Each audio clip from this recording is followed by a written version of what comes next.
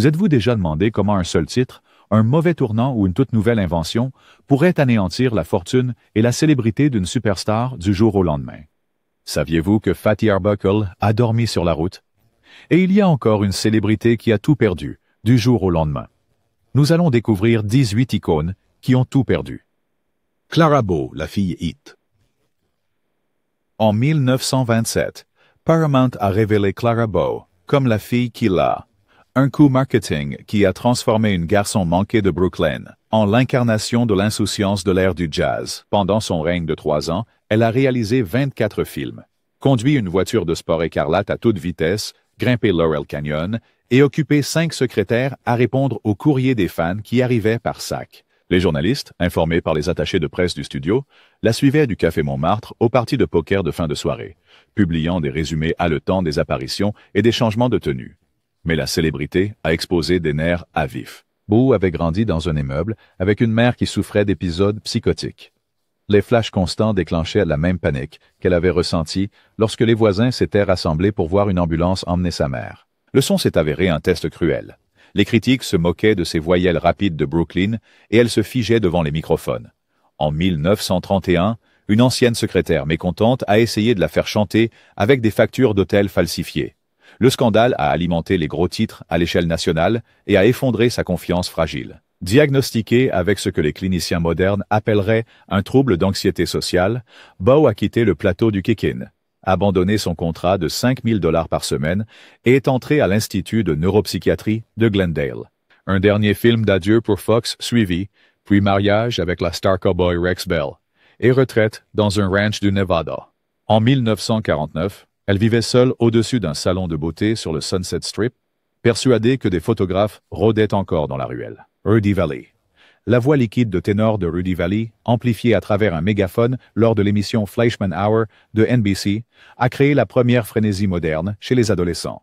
Embouteillage devant les théâtres, évanouissement et des montagnes de courriers de fans chaque semaine. Le saxophoniste originaire du Maine chantait des succès surprenants comme « My Time is Your Time », offrant aux auditeurs de l'époque de la dépression un câlin oral.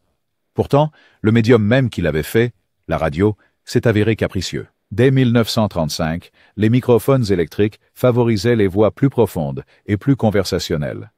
Le baryton détendu de Bing Crosby, allié au rythme plus chaud du swing, avait une modernité sans effort. Les sponsors ont dit à Vallée qu'ils voulaient du rythme, pas des chuchotements. Les ventes de disques ont chuté et les théâtres qui payaient autrefois $10 000 par semaine ont commencé à le réserver pour un quart de ce montant. Toujours ingénieux, il s'est tourné vers des caméos au cinéma et la farce de Broadway, parodiant son propre passé en tant qu'homme, ayant suscité des millions de cris. Pourtant, l'hystérie ne revint jamais. Il plaisantait qu'il était passé de la voix de la romance à celle des publicités Oldsmobile en moins de 5 ans. Une reconnaissance ironique que la technologie peut couronner et détrôner avec la même rapidité. Buster Keaton.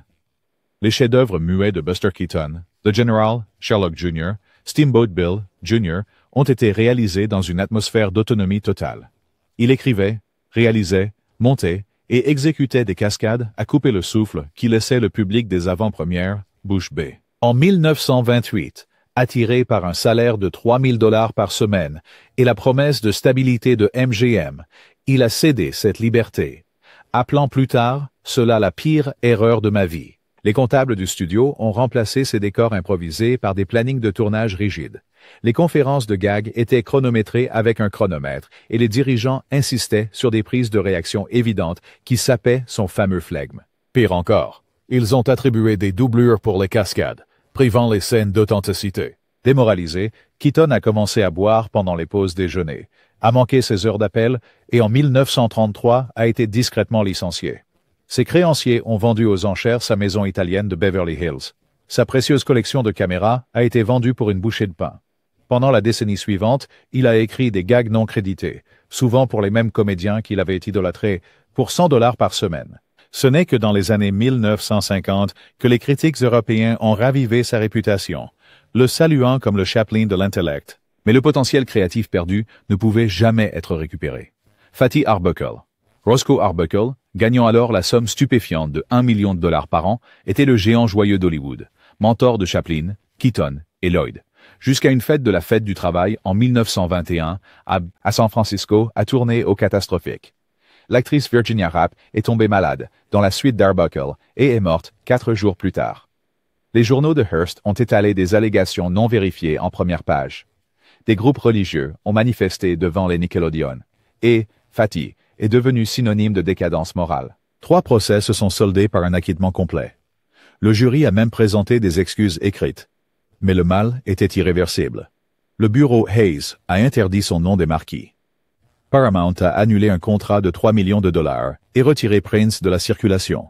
Pour soutenir sa femme et sa mère malades, Arbuckle a réalisé 2 véritables comédies sous le pseudonyme William Goodrich. Une blague cruelle inventée par le producteur B.P. Schulberg, Will Be Good. En 1933, Warner Brothers a finalement pris le risque d'un retour avec un film parlant. L'avant-première a été acclamée, et Arbuckle a signé un contrat pour 6 films cette nuit-là. Il a célébré avec des amis, est allé se coucher, et est mort dans son sommeil à l'âge de 46 ans, le cœur usé par le stress et l'exil, toujours banni de nombreux théâtres. Judy Garland.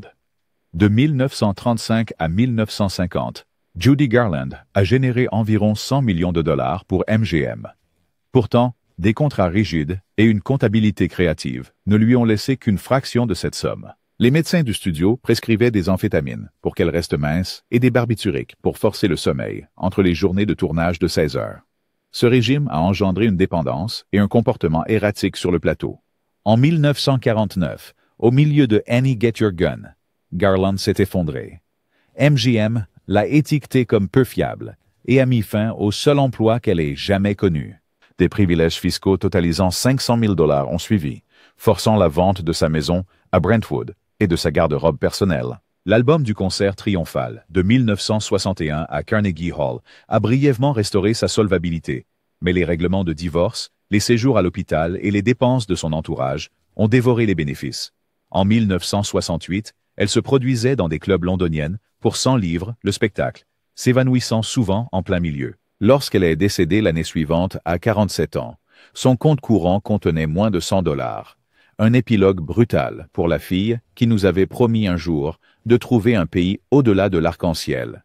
Errol Flynn. Avec Capitaine Blood et les aventures de Robin des Bois, Errol Flynn personnifiait un héroïsme flamboyant, se battant à l'épée avec une grâce féline, tout en plaisantant avec un sourire insouciant. Hors écran, il vivait le rôle.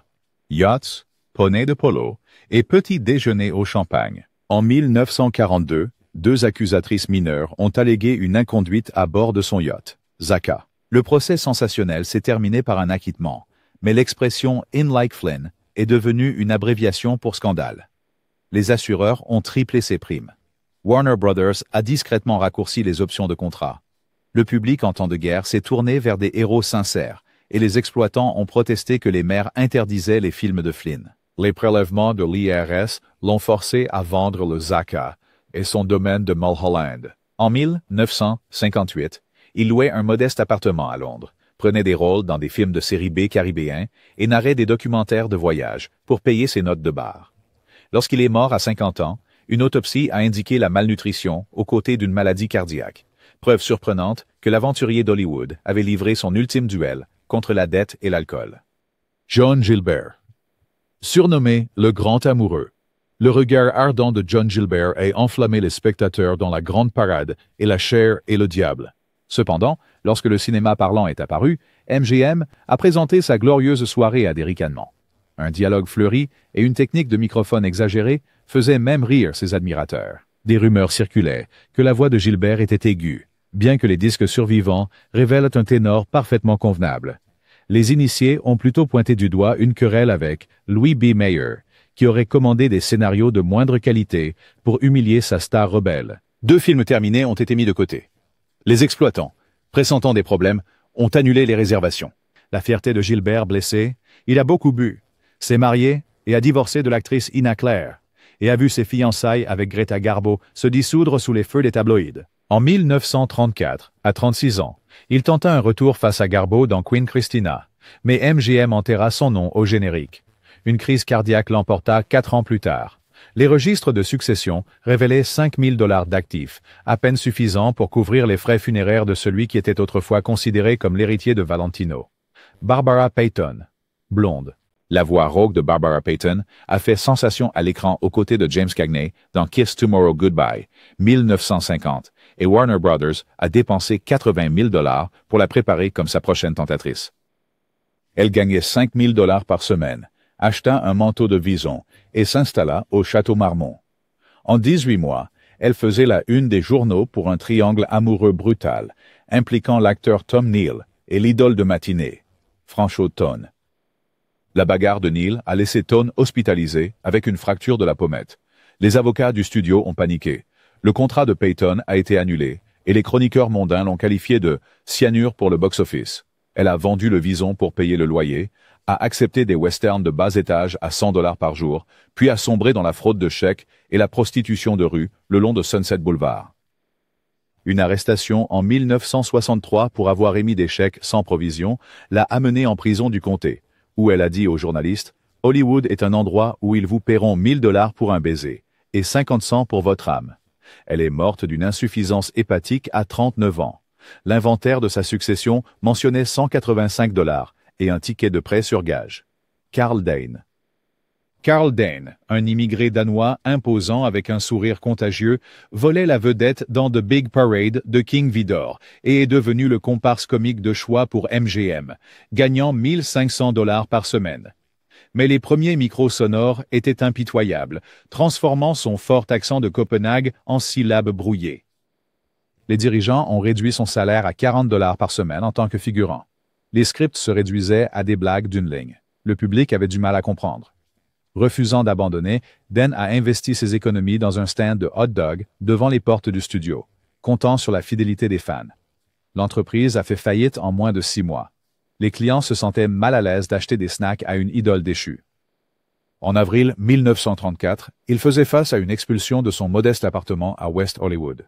Il mit en gage ses médailles de service de la Première Guerre mondiale pour 6 $, écrivit une note d'adieu et mit fin à ses jours à 47 ans. Le studio a envoyé une couronne, mais aucun représentant aux funérailles. Preuve éclatante de la rapidité avec laquelle Hollywood oublie les rires d'hier. Agnes Ayres. Agnes Ayres a connu une renommée instantanée aux côtés de Rudolph Valentino, dans Le Sheik, 1921. Ses yeux en amande et son port majestueux incarnaient le romantisme exotique. En pleine prospérité grâce à ses gains, elle investit à Wall Street, achetant des actions à crédit comme beaucoup de ses pairs. Le krach de 1929 a anéanti son portefeuille du jour au lendemain. Les courtiers ont réclamé des prêts qu'elle ne pouvait pas rembourser, la forçant à vendre son manoir de Beverly Hills et ses précieux bijoux art déco. Pendant ce temps, le cinéma parlant exigeait une polyvalence vocale qu'elle n'avait pas, et la Paramount ne lui proposait que des rôles de matrone de la haute société. Ayres a essayé des projets immobiliers qui ont échoué et a brièvement tourné dans le circuit de conférences de Chautauqua, racontant les jours de Valentino. Mais le public était passé à autre chose.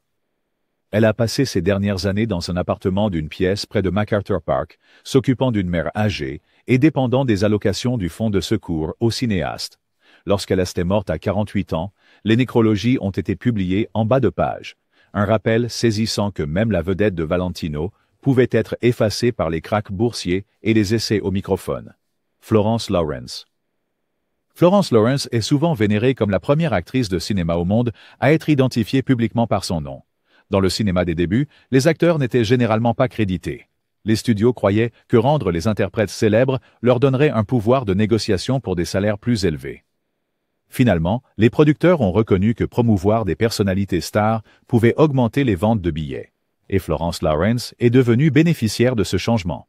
Elle a rapidement gagné un vaste public, attirant les spectateurs à voir des films simplement parce qu'elle y jouait.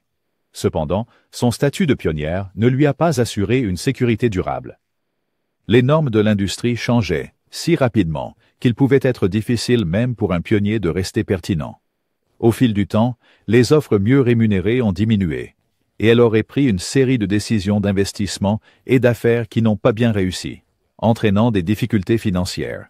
Elle a également lutté contre des problèmes de santé qui limitaient sa capacité à se produire. Dans un système qui offrait peu de protection aux artistes, cela signifiait des problèmes. Bien que souvent ignorés dans les conversations grand public, La carrière de Lawrence avait atteint des sommets qu'aucun de sa génération n'aurait pu prédire. Pourtant, la nouvelle vague de studios et de productions à plus gros budget a rapidement éclipsé de nombreuses étoiles du début. De plus, la nouveauté, elle a initialement représenté, a commencé à décliner. À mesure que l'industrie du film s'élargissait, de nombreux nouveaux visages ont émergé, offrant une diversité de styles d'acteurs et d'apparences. L'attention du public s'est détournée de la génération plus âgée d'acteurs, souvent sans beaucoup de considération pour leur contribution fondamentale. En un clin d'œil, l'énorme admiration et la stabilité financière dont Florence jouissait autrefois ont disparu. Bien qu'elle ait tenté de revenir à l'écran, ses efforts ont souvent rencontré un succès limité. Le mouvement incessant de l'industrie laissait peu de place au retour nostalgique. Bien qu'elle ait établi le modèle pour le vedettariat moderne, ouvrant la voie à des stratégies de promotion dont bénéficient les célébrités d'aujourd'hui, elle est devenue un exemple à suivre avec prudence. Être la première ne garantit pas toujours d'être en sécurité. Parfois, cela signifie faire face à des pièges que le système n'a pas encore appris à contourner ou à résoudre. Baby Peggy, Diana Sarah Carey. Baby Peggy, née Diana Sarah Carey, était sans doute l'une des plus célèbres enfants stars de l'ère du cinéma muet. Elle a commencé sa carrière à seulement quelques années, captivant le public avec son innocence aux yeux grands ouverts et ses remarquables instincts comiques. À l'âge de 5 ans, elle gagnait déjà, selon les récits, des sommes considérables et soutenait une gamme de produits, allant des poupées aux articles alimentaires. Pourtant, l'incroyable célébrité de Baby Peggy était contrôlée par les adultes autour d'elle, en particulier ses parents et les dirigeants du studio. Comme beaucoup de jeunes artistes, elle avait peu d'influence sur la gestion de ses finances. C'était une époque à Hollywood, avant l'existence de règles significatives pour protéger les revenus des mineurs. Les parents tenaient les rênes des contrats et, intentionnellement ou non, pouvaient épuiser les gains d'une enfant star à travers des investissements imprudents ou des dépenses excessives. En grandissant, son attractivité en tant que tout petit, aux yeux écarquillés et au flair comique, a changé. Les offres ont commencé à ralentir et les erreurs financières de sa famille sont devenues flagrantes. Soudainement, Baby Peggy est passée d'un avenir prometteur à la réalité de n'avoir presque plus d'argent. Ajoutant à ce sentiment de chute rapide, le fait est que dès que les films muets ont cédé la place aux films parlants, la demande pour son style de performance antérieur a presque entièrement disparu. Hollywood était absorbé par la nouveauté du son, et de nombreuses nouvelles stars enfantines envahissaient également le marché. Le style de divertissement de Baby Peggy n'était plus à la mode. Elle a constaté que l'intérêt du public pour elle avait presque disparu du jour au lendemain. Par nécessité, elle s'est finalement éloignée de l'industrie cinématographique, se réinventant plus tard comme auteure et historienne du cinéma. Bien qu'elle ait vécu une vie longue et réfléchie au-delà de ses années en tant que Baby Peggy, la fin brusque de sa célébrité enfantine reste un rappel saisissant que l'immense gloire à un jeune âge peut être éphémère. Sans système robuste pour protéger leurs intérêts financiers, les enfants stars pouvaient, et peuvent encore, se retrouver avec seulement des souvenirs de succès et une histoire édifiante sur la rapidité avec laquelle les fortunes peuvent s'évanouir. Mickey Rooney. La carrière d'acteur de Mickey Rooney a couvert presque tout le XXe siècle. Son enthousiasme de garçon d'à côté et sa remarquable polyvalence lui ont valu des éloges des années 1930 aux années 1940, culminant avec la série Andy Hardy, qui a rencontré un immense succès. Des rôles comiques aux interprétations dramatiques et même en s'essayant au chant et à la danse, Rooney semblait capable de tout. À la fin de son adolescence, il était l'une des plus grandes attractions du box-office de MGM, partageant l'écran avec des stars telles que Judy Garland. Financièrement, il a fait face à des difficultés répétées. Des sources indiquent qu'une combinaison de décisions financières imprudentes, d'exploitation par certains proches et de facteurs liés à son style de vie personnel l'ont conduit à plusieurs faillites au fil des ans. Dans un sens, ce n'était pas tant une chute soudaine du jour au lendemain qu'un schéma cyclique de résurgence éphémère suivi de crises financières. Bien que, par moments, cela semblait certainement abrupt aux yeux des observateurs lorsque les titres des journaux révélaient qu'une légende comme Rooney était à nouveau dans une situation financière désespérée. Le déchirement de sa situation était qu'il avait gagné des millions au cours d'une carrière légendaire. Pourtant, sa valeur nette au moment de son décès était modeste. Il travaillait sans relâche sur scène, au cinéma et à la télévision, simplement pour rester en avance sur des obligations toujours croissantes. Ce décalage entre son génie comique et dramatique et sa persistance dans le malheur financier reste un chapitre particulièrement poignant. Acteur dans la longue histoire d'Hollywood des enfants stars qui n'ont pas réussi à maintenir des finances stables dans leur vieillesse. L'héritage durable de Mickey Rooney est indiscutable en termes de talent et de créativité. Pourtant, la chute vertigineuse d'une star en tête d'affiche à l'incertitude économique souligne la nature précaire du monde du spectacle. La célébrité ne se traduit pas toujours par une sécurité financière, surtout lorsque des décisions personnelles et professionnelles, ainsi que des influences extérieures, érodent les bases que des années de travail acharné et de succès ont autrefois construites. Mary Nolan, qui a d'abord attiré l'attention en tant qu'artiste dans les célèbres Ziegfeld Follies sous le nom d'Imogen Bubbles Wilson, était une autre figure de l'ère du muet qui semblait promise à un grand avenir. Son passage de la scène au cinéma dans les années 1920 représentait une opportunité exaltante. Avec son expertise en danse et une présence remarquable, elle avait une véritable chance de réussir à Hollywood. Cependant, comme pour beaucoup de jeunes étoiles montantes, le mélange de succès rapide et l'atmosphère intense du show business a généré des défis. Mary s'est retrouvée impliquée dans des complications personnelles qui ont éclipsé ses réalisations professionnelles. Les controverses publiques liées à ses relations personnelles, ainsi que les rumeurs qui circulaient dans les cercles de commérage d'Hollywood, ont causé des difficultés à obtenir des rôles de premier plan de manière régulière. Bien que son talent restait évident, les studios devenaient incertains quant à la sagesse de la mettre en avant, craignant que la mauvaise publicité ne se reflète négativement sur leur production. Au fil du temps, la réputation de Mary a été gravement affectée par ces problèmes, et sa trajectoire autrefois prometteuse a subi une chute brutale. Le téléphone sonnait moins souvent pour des rôles importants dans des films, et elle se retrouvait attirée vers des petits rôles ou des productions peu remarquables. Il ne fallait qu'une série de titres nuisibles pour saper l'image soigneusement cultivée que les studios souhaitaient pour leurs actrices principales. Dans les coulisses, elle a enduré d'autres bouleversements, ce qui a également affecté sa capacité à préserver le mode de vie auquel elle s'était habituée. Un jour, il semblait qu'elle était au bord de la célébrité. Le lendemain, elle luttait pour rester pertinente. Ce changement soudain était particulièrement notable dans un Hollywood de moins en moins indulgent envers les controverses personnelles. En fin de compte, la vie de Mary Nolan s'est terminée trop tôt, laissant derrière elle un potentiel inexploité. Son histoire illustre la nature éphémère du succès pour ceux qui évoluent dans l'espace exigeant, où l'image, le talent et les décisions personnelles se heurtent. Lorsque l'un de ces facteurs faiblit dans un environnement sous haute pression, le résultat peut être une chute précipitée que peu de gens voient venir jusqu'à ce qu'il soit trop tard. La chute de Mary Nolan, comme tant d'autres sur cette liste, souligne à quel point le fil de la célébrité est vraiment mince. Pauline Frederick s'est distinguée au début du XXe siècle, non seulement dans les films muets, mais aussi sur scène. Sa présence sophistiquée et son interprétation magistrale de personnages complexes lui ont valu des éloges critiques. Passant du théâtre au cinéma, elle a constitué une œuvre marquante, dépeignant souvent des femmes fortes et dramatiques dont la profondeur émotionnelle résonnait fortement auprès du public. Malgré son succès, l'instabilité financière a plané tout au long de sa carrière. On savait qu'elle avait un penchant pour le luxe, et de multiples mariages ont ajouté des complications à sa vie personnelle. En 1933, elle atteignit un point de rupture et déposa publiquement le bilan. La combinaison de circonstances personnelles et des défis plus larges de la Grande Dépression a créé une tempête parfaite qui a sapé sa capacité à rester financièrement sécurisée.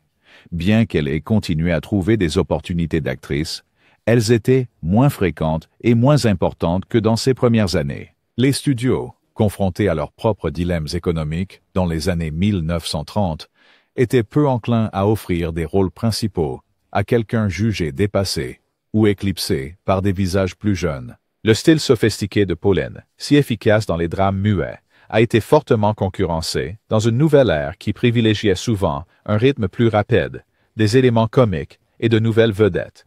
En ce sens, la chute de Pauline Frederick, bien que quelque peu progressive, comportait des moments où ses options disparaissaient si rapidement qu'elle avait l'impression d'un changement du jour au lendemain. Un mois, elle pouvait encore jouer dans une production respectable. Le suivant, elle pouvait se débattre avec des dettes et des perspectives d'emploi incertaines. Hollywood en transition était rarement clément avec les acteurs qui atteignaient un certain âge ou un point dans leur carrière où les studios estimaient que de nouvelles stars étaient plus rentables. Elle s'est battue pour préserver sa dignité, en continuant à travailler dans toutes les capacités possibles. Mais l'époque glamour qu'elle avait autrefois connue était bien révolue. Son parcours souligne l'équilibre financier précaire des stars de la scène et de l'écran à une époque sans filet de sécurité constant. La ligne entre une vie opulente et une dette accablante était périlleusement mince. L'expérience de Frederick illustre comment une personnalité publique, célébrée pour son talent et son assurance, peut également voir sa fortune se renverser avec une rapidité stupéfiante. Burt Reynolds. Burt Reynolds était l'un des acteurs principaux les plus en vue des années 1970 aux années 1980, jouant dans des films à succès comme Smokey and the Bandit, Deliverance et The Cannonball Run. Sa présence aimable et magnétique à l'écran faisait de lui un véritable atout pour le box-office, attirant souvent de larges audiences désireuses de le voir diriger des comédies d'action ou des drames intenses. Il portait plusieurs casquettes, producteur, réalisateur et même propriétaire de nightclub à temps partiel. Reynolds se délectait des avantages du succès, faisant la une des journaux pour son style de vie somptueux et ses romances de premier plan. Au début des années 1990, Burt Reynolds a officiellement déclaré faillite, invoquant des dettes qui auraient dépassé 10 millions de dollars. Cet événement a marqué un contraste frappant avec le style de vie fastueux qu'il avait autrefois projeté, une vie qui avait inclus des manoirs, des voitures de sport et une série d'investissements réussis dans des restaurants qui ont ensuite mal tourné. Ce renversement soudain de fortune a été largement médiatisé, surprenant les fans qui avaient toujours perçu Reynolds comme confortablement au sommet de son art, bien qu'il se soit ensuite lancé dans une résurgence partielle avec des performances acclamées dans des projets comme Boogie Nights, pour lequel il a reçu une nomination aux Oscars. Les difficultés financières sont restées un chapitre difficile qui a montré à quel point le succès peut être rapidement mis en danger par des erreurs coûteuses. Reynolds a continué à travailler, à la fois pour entretenir ses passions créatives et pour gérer les dettes croissantes. La puissance de star autrefois inarrêtable s'était cependant estompée, et l'époque où il était parmi les acteurs les mieux payés d'Hollywood avait disparu, apparemment du jour au lendemain. L'histoire de Burt Reynolds souligne le caractère éphémère de la richesse dans le monde du spectacle. Même avec une base de fans fidèles, des succès majeurs à son actif et une présence iconique, une confluence de défis personnels, professionnels et économiques peut entraîner une chute rapide. Son histoire est celle de triomphes énormes et de revers humiliants.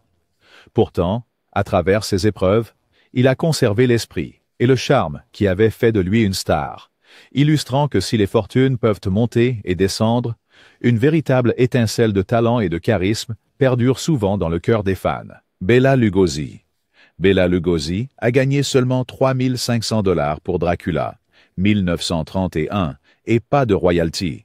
Universal le considérait comme un acteur de caractère remplaçable.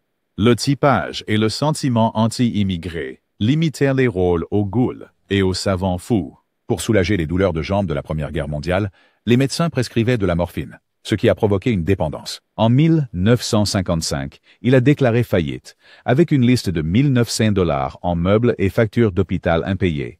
Le réalisateur entreprenant Ed Wood payait les factures d'épicerie de Lugosi en échange de séquences aléatoires. Lugosi rôdant sur sa pelouse avec une cape que Wood a ensuite intégrée dans Plan Knife from Outer Space. Lugosi est entré dans le premier centre de désintoxication de célébrités connues, en sortant les yeux clairs, mais sans emploi. Il est mort en 1956, devant 1 000 $ à l'hôpital Cedars of Lebanon, enterré dans sa cape de Dracula, à jamais lié à un rôle qu'il a rendu célèbre, mais laissé sans le sou. Lou Telejan, idole de matinée néerlandaise. Lou Telejan recevait autrefois 10 000 lettres de fans par mois. Son profil suffisamment sculpté pour inspirer un buste de sculpteur à Central Park. Un incendie de maison en 1929 a marqué son visage.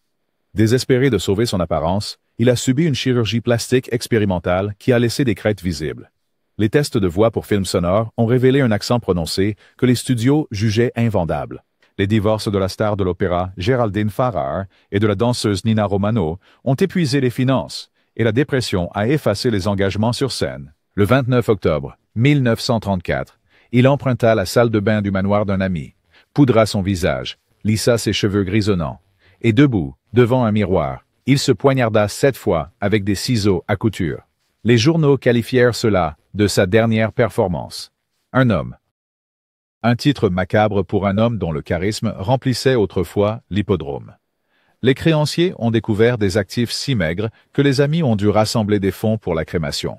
Preuve finale que les applaudissements ne se déposent pas quand le rideau tombe. Les chutes de grâce de ces stars nous rappellent que la célébrité est fragile.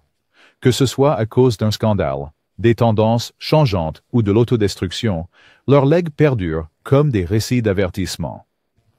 Derrière le glamour d'Hollywood se cache une machine implacable qui élève, exploite et rejette souvent.